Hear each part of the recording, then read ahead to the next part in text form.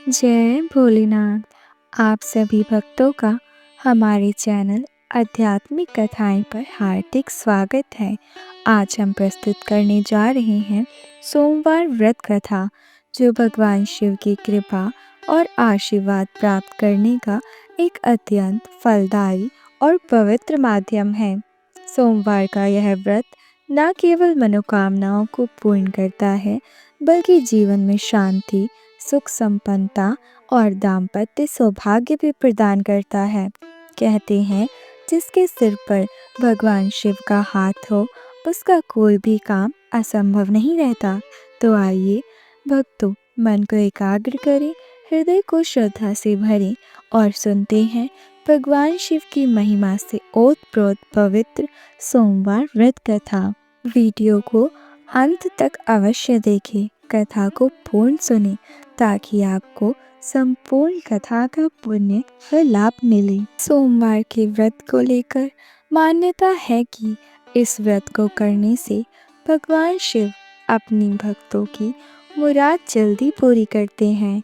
सोमवार का दिन भगवान शिव को समर्पित है, इसीलिए इस दिन भगवान शिव की पूजा और व्रत करने का महत्व और ज़्यादा बढ़ जाता है। यदि आप सोमवार के व्रत करते हैं तो आपको सोमवार व्रत कथा अवश्य पढ़नी चाहिए, क्योंकि इसके बिना आपका व्रत अधूरा माना जाता है। आइए जानते हैं सोमवार की यह खास व्रत कथा।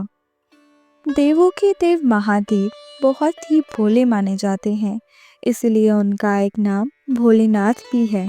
पौराणिक मान्यता के अनुसार भगवान शंकर को प्रसन्न करने के लिए किसी भी तरह के खास विशेष पूजन की आवश्यकता नहीं होती, क्योंकि कहा जाता है कि वह तो भोले हैं और भक्त की मन से की गई क्षणिक मात्र की भक्ति से ही प्रसन्न हो जाते हैं। अगर आप भी शिव जी की भक्ति और कृपा पाने के लिए सावन के सोमवार का व्रत करते हैं या किसी भी सोमवार को व्रत करते हैं और कथा से भोलेनाथ को प्रसन्न करते हैं, तो भगवान भोलेनाथ आपकी इच्छाएं अवश्य पूर्ण करते हैं। एक बार किसी नगर में साहूकार रहता था। उसके घर में धन की कोई कमी नहीं थी, लेकिन कोई संतान न होने के कारण वह बहुत दुखी रहता था। संतान प्राप्ति के लिए हर वर्ष सोमवार के व्रत रखता था और पूरी श्रद्धा के साथ शिव मंदिर जाकर भगवान शिव और माता पार्वती का पूजन किया करता था।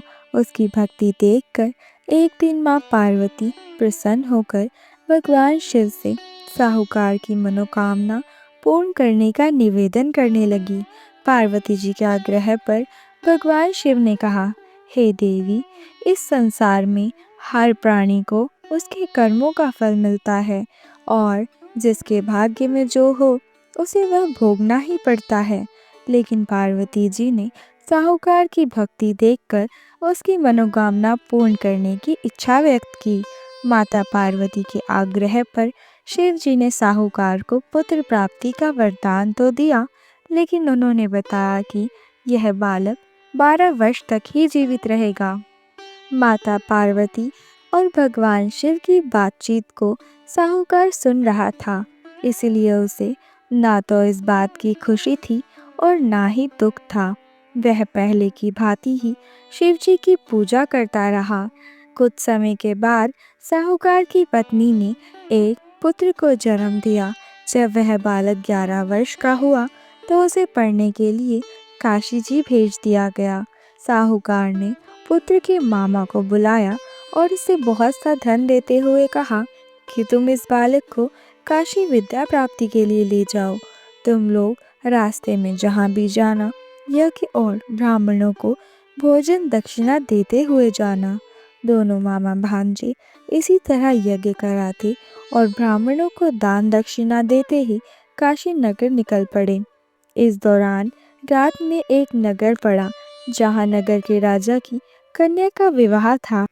लेकिन जिस राजकुमार से उसका विवाह होने वाला था, वह एक आंख से काना था।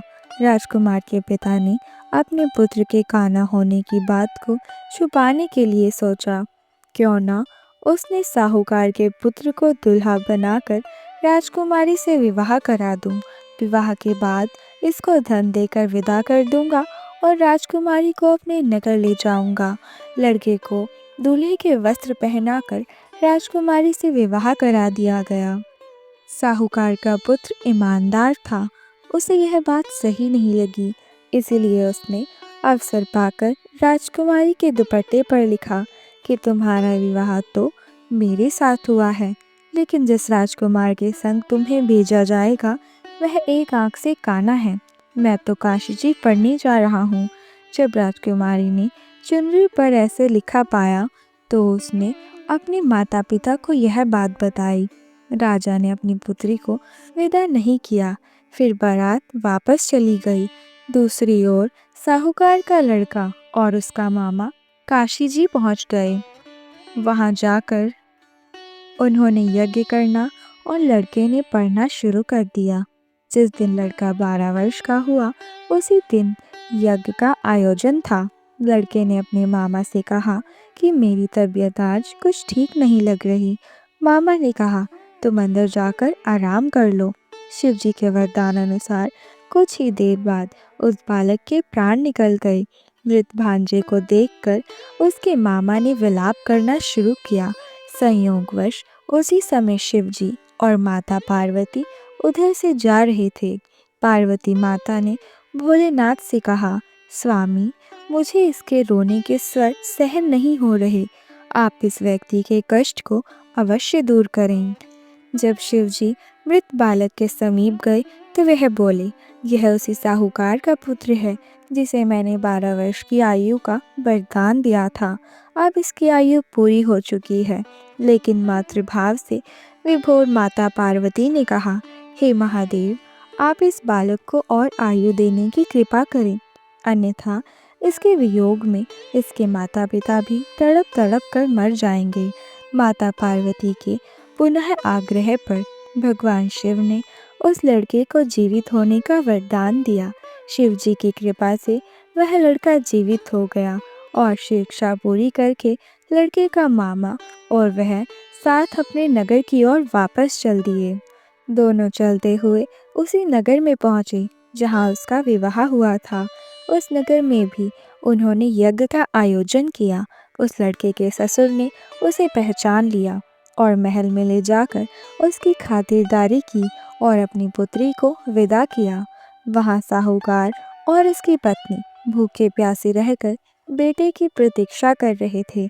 उन्होंने प्रण कर रखा था कि यदि उन्हें अपने बेटे की मृत्यु का समाचार मिले तो वह अपने प्राण त्याग देंगे, परंतु अपने बेटे के जीवित होने का समाचार पाकर वह बेहद ही प्रसन्न हुए। उसी रात भगवान शिव ने साहूकार के सपने में आकर कहा, हे श्रेष्ठ, मैंने तेरे सोमवार के व्रत करने और व्रत कथा सुनने से प्रसन्न होकर तेरे पुत्र को लंबी आयु का वरदान दिया है। इसी प्रकार जो कोई सोमवार का व्रत करता है और कथा सुनता है तथा पढ़ता है, उसके सभी कष्ट दूर होते हैं और उसकी सभी मनोकामनाएं पूर्ण होती हैं। भक्तों, आपने अभी पावन सोमवार व्रत कथा का श्रवण किया, जो हमें सिखाती है कि सच्ची श्रद्धा और भक्ति से भगवान शिव अवश्य प्रसन्न होते हैं और भक्तों की सभी मनोकामनाएं पूर्ण करते हैं। यदि आपको यह कथा अच्छी लगी हो तो वीडियो को लाइक करें, शेयर करें और हमारे चैनल को सब्सक्राइब करना ना भूलें, ताकि शिव कृपा से भरी ऐसी ही और कथाएं, व्रत विधियाँ और आध्यात्मिक वीडियो आप तक समय समय पर पहुंचती रहे।